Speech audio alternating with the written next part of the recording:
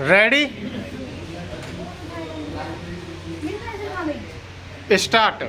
आतंकवाद के मसले पर समूची दुनिया में एक राय देखी जाती है कि जब तक इसके खिलाफ संयुक्त मोर्चा नहीं खोला जाएगा, इस पर पूरी तरह काबू पाना संभव नहीं होगा। स्टॉप।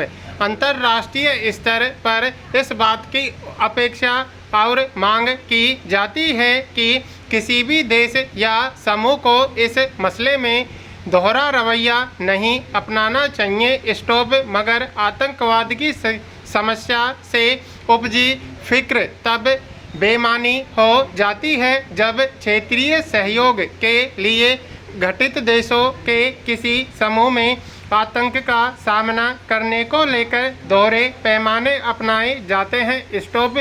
गौरतलब है कि चीन के आयोजित शंघाई सहयोग संगठन यानी SCO के सम्मेलन में जो साझा बयान तैयार किया गया, उसमें बलूचिस्तान का उल्लेख तो किया गया, लेकिन पहलगाम का जिक्र नहीं किया गया। स्टॉप। हालांकि पहलगाम में पर्यटकों पर हुए हमले और उसकी प्रकृति को सभी देश आतंकवाद का एक क्रूर चेहरा ही मानते हैं और उसके खिलाफ अभियान चलाने को लेकर प्रतिबद्धता जताते रहते हैं। स्टॉप। लेकिन विचित्र है कि SCO की बैठक में आतंकवाद से लड़ाई के संदर्भ में पहलगाम हमले को दर्ज करना जरूरी नहीं समझा गया। स्टॉप। पैरा।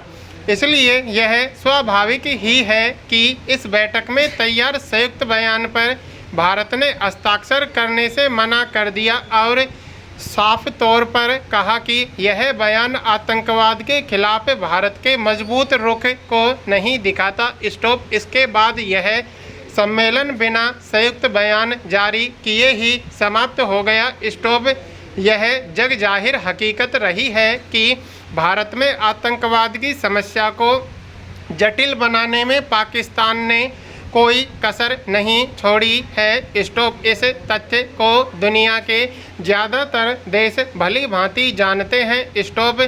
खुद चीन के बीजिंग में कुछ वर्ष पहले हुए ब्रिक्स देशों के सम्मेलन के घोषणा पत्र में इस तथ्य को शामिल किया गया था कि कई बड़े आतंकवादी संगठन पाकिस्तान स्थित ठिकानों से अपनी गतिविधियां संचालित करते हैं। स्टॉप। फिर पहलगाम में पर्यटकों पर बर्बर हमलों में भी पाकिस्तान से आए आतंकियों का हाथ होने की बात सामने आई थी। स्टॉप।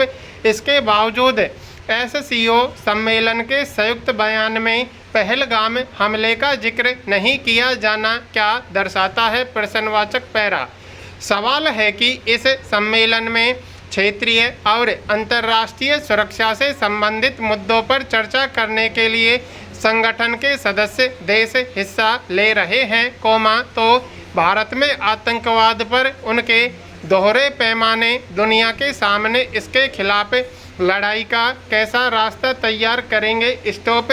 वैश्विक मंचों पर पाकिस्तान आतंकवाद को प्रत्यक्ष और परोक्ष रूप से शह देने की अघोषित नीति पर काम करता है और अपनी सीमा में आतंकवादियों को पनाह देता रहा है। स्टॉप।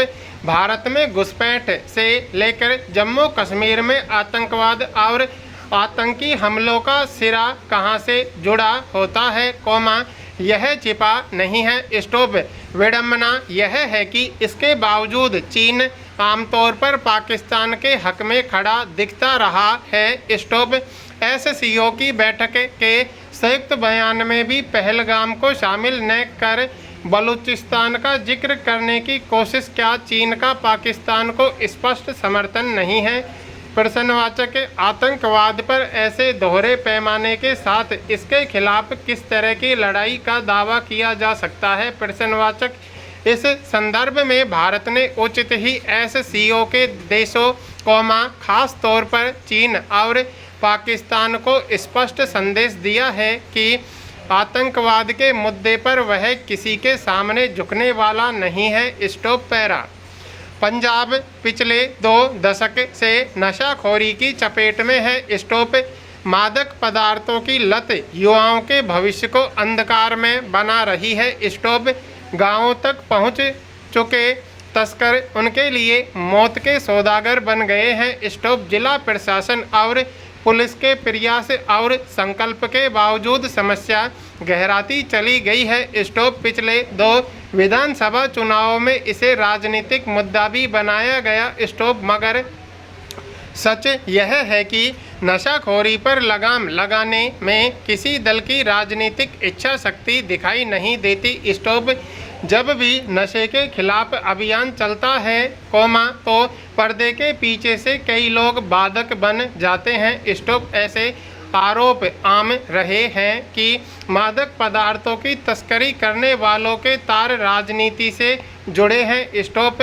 अकाली दल के नेता और पूर्व मंत्री विक्रम सिंह की गिरफ्तारी को इसी परिप्रेक्ष्य में देखा जा सकता है। स्टॉप उन पर मादक पदार्थों से अर्जित 540 करोड़ से अधिक राशि का कई माध्यमों से शोधन करने का आरोप है। स्टॉप सवाल है कि पंजाब के युवाओं को खोखला करने में लगे वे कौन लोग हैं जिन पर काबू पाना मुश्किल बना है। स्टॉप अब पंजाब की मौजूदा राजनीति और आने वाले विधानसभा चुनाव पर उसकी गिरफ्तारी का जो भी असर पड़े लेकिन इससे एक व्यापक तंत्र का संकेत जरूर मिलता है। स्टॉप हालांकि मादक पदार्थों के कारोबार को संरक्षण देने के मामले को लेकर राजनीति को पर जब तब सवाल उठते रहे हैं। स्टॉप लेकिन युवाओं के भविष्य का हवाला देकर राजनीति करने वाले लोग ही अगर नशाखोरी को बढ़ावा देंगे तो कैसी युवा पीढ़ी तैयार होगी? प्रश्नवाचक। सतर्कता। जांच के बाद मादक पदार्थों के कारोबार पर विक्रम सिंह के लिप्त रहने के आरोप ने इस आशंका को बल दिया है कि क्या इस मामले में कुछ और चेहरे छिपे हुए हैं। स्टॉप आखिर क्या वजह है कि पिछले 1 दशक से लगातार अभियान चलाने के बावजूद अपनी जड़ें जमाए नशे के सौदागर काबू नहीं आ रहे। स्टॉप हैरत की बात है कि राज्य के जब भी नशे का मुद्दा उठा मिठिया का नाम भी चर्चा में रहा। स्टॉप पिछले विधानसभा चुनाव में भगवत मान ने उनको निशाने पर लिया था। स्टॉप अब उन पर कार्रवाई के बाद अकाली नेता इसे राजनीतिक प्रतिशोध बता रहे हैं। स्टॉप मगर यह ध्यान रखने की जरूरत होगी कि राजनीतिक बयानबाजी में असल मुद्दा पीछे न छूट जाए। Stop para.